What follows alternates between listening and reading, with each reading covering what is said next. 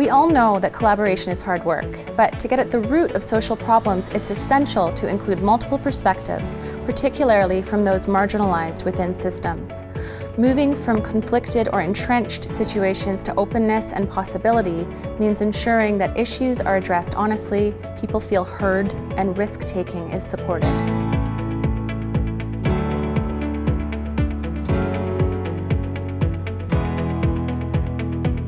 Module 4, the essence of it is really shifting out of just an organizational mindset and understanding and exploring the terrain of, okay, social innovation requires that we work across organizational boundaries. It also requires that we let go of our assumptions that we can do strategic plans and control, and it's also about how do you work collaboratively but also in emergence. We're groping around together into unknown territory, and so there are some really effective tools and approaches for partnership and collaboration that we can look at and how to use.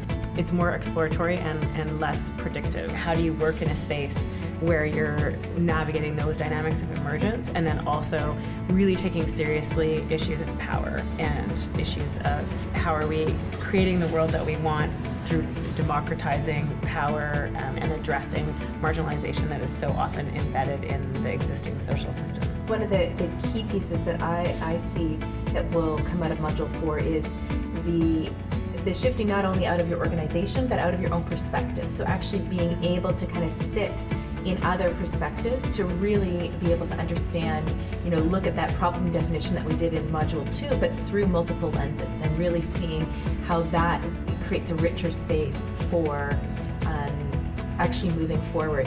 And inherent in that is understanding power and understanding the way that power dynamics show up and whose voices are being included and excluded, and how do you actually bring those voices that are really critical but have less power to the table, and how do you work around change not only for the tangible outcomes but actually the intangible experiences that people have as part of these processes. It's trying on different framings of the problem, and through different framings of the problem, what we see is different factions arise. Different groups of people have a different take of what's happening, and through different factions, what we see is there are different values in conflict. So depending how you frame the problem, there's different factions and then different values that are in conflict. And by trying all those out, there's a sense that we can get a feeling of which is the right one, which is a juicy one, which one has energy that can then be used to start mobilizing like purposeful change.